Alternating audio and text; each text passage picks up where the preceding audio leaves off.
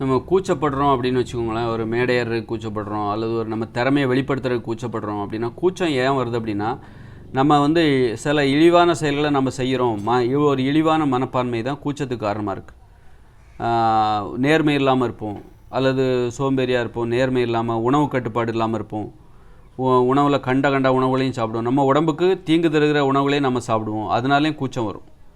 அதனால் நேர்மை இல்லாமல் இருப்போம். நீங்கள் லஞ்சம் வாங்குறீங்க, கமிஷன் அடிக்கிறீங்க, அல்லது உங்கள் வேலையை நீங்கள் ஒழுங்காக செய்ய மாட்டீங்க, ஓபி அடிக்கிறீங்க, இப்படி நேர்மை இல்லாமல் இருந்தீங்கன்னு வச்சுக்கோங்க. அது மாதிரி வந்து கள்ள தொடர்பு அது மாதிரி இருந்துச்சுன்னு வச்சுக்கோங்க. ஆபாச படம் பார்க்குறது, சுய இன்பம் செய்கிறது, இது மாதிரி இதெல்லாம் கூச்சத்தை ஏற்படுத்தும்.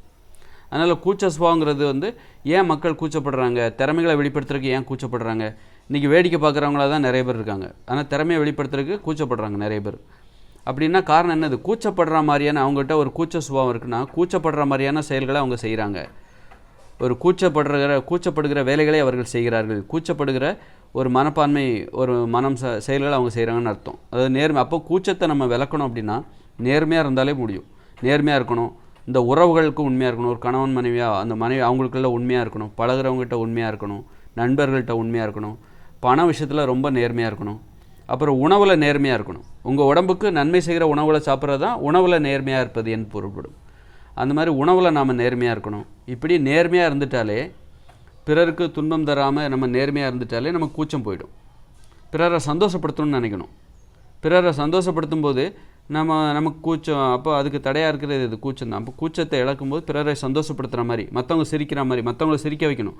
அப்போ அவங்க என்ன நினைப்பாங்க, நம்ம கோமாளியாக மாதிரி மற்றவங்கள நம்ம சிரிக்க வைக்கிறோம். நம்ம கூச்சத்தெல்லாம் போயிட்டு, கூச்சம்லாம் இல்லாமல் ஒரு கோமாளியாக மாதிரி நம்ம அவங்கள சிரிக்க வைக்கிறோம்னு வச்சுக்கோங்களேன்.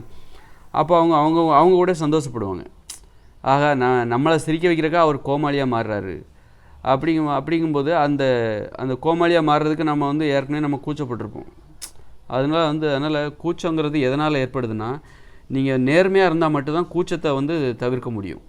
நேர்மை இல்லாமல் உங்களுக்கு வந்து கண்ட உணவுகளையும் சாப்பிட்றீங்க அப்படின்னு, அப்புறம் வந்து நேர்மையாக பணத்தில் லஞ்சம் வாங்குறீங்க அப்படின்னா உங்களுக்கு கூச்சம் வந்துடும். கூச்சங்கிறது வந்துடும். அதனால் கூச்சத்தை போக்கணும் அப்படின்னா நேர்மையாக இருக்கணும். நேர்மையாக இருந்தால் மட்டும்தான் கூச்சத்தை போக்க முடியும். கூச்சத்தை போக்குனா மட்டும்தான் நீங்கள் மகிழ்ச்சியாக வாழ முடியும். மகிழ்ச்சியாக வாழ்வதற்கு என்ன தடை? சிரிக்கணும்னா முதல்ல கூச்சம் இருக்கக்கூடாது. பிறரை சிரிக்க வைப்பதற்காக நம்ம கோமாளியாக மாறி மற்றவங்க சிரிக்க வைக்கணும். அவங்க சிரிக்கிறத பார்த்து நாம் சிரிக்கணும் முதல்ல. அப்போ தான் நம்ம காமெடி சரி. இல்லைன்னா நம்ம ஒரு காமெடி பீஸாக மாறிடும். மற்றவங்க சிரிக்கிறாங்க, எனக்கு சிரிப்பு வர மாட்டேங்குது அப்படின்னா நம்ம அந்த இடத்துல ஒரு காமெடி பீஸ் மாதிரி ஆகிடும். மற்றவங்களும் சிரிக்கிறாங்க, நமக்கும் சிரிப்பு வருது அப்படின்னா அவங்க நம்மளை பற்றி ஒரு காமெடி பீஸாக நினைக்கல, நம்மளை பெருமையாக நினைக்கிறாங்க, நம்முடைய கற்பனை திறனை வியந்து பார்க்குறாங்க. அதனால தான் அவங்க சிரிக்கும்போது நமக்கும் சிரிப்பு வருது. அவங்க நம்மளை பற்றி தப்பாக நினைக்கல, நம்மளை வந்து ஒரு காமெடி பீஸாக பார்க்குறாங்க, நம்மளை வந்து ஒரு மட்டமாக பார்க்குறாங்க, நாம் செய்கிற காமெடியை அவங்க பார்க்குறாங்க, அவங்களுக்கு சிரிப்பு வருது. அதே நேரத்தில் இந்த மாதிரி காமெடி செய்கிற நம்மளை பார்க்கும்போது அவங்களுக்கு ஒரு நல்ல மதிப்பீடு இல்லை, கோமாளி போல்க அப்படிங்கிற மாதிரி பார்க்குறாங்க அப்படின்னா அந்த இடத்துல உங்களுக்கு சிரிப்பு வரக்கூடாது. அவங்க கண்களை பார்த்து நீங்கள் வந்து அவங்கள சிரிப்பு காட்டணும். நீங்கள் அவங்கள சிரிக்க வைக்கணும் போது அவங்க உங்களை பற்றி பெருமையாக நினைக்கணும். எவ்வளோ அழகாக சிரிக்க வைக்கிறாரு, உண்மையிலே டேலண்ட், இவ்வளோ கற்பனை திட்டத்தை வியந்து பார்க்கணும். அவங்க அந்த கற்பனை அவங்க அப்படி பார்க்குறாங்களா, அதை அவங்க கண்ணில் நீங்கள் பார்க்கணும். கண்ணில் பார்த்துட்டு அவங்க நம்மளை பற்றி பெருமையாக நினைக்கணும். நம்முடைய கற்பனை திறன் அவங்கள சிரிக்க வைக்கிற, அவர்களை சிரிக்க வைக்கிற நமது முயற்சி இருக்குது பாருங்கள், அந்த முயற்சியை பார்த்து அவங்க பெருமையாக நினைக்கணும், வியந்து பார்க்கணும்.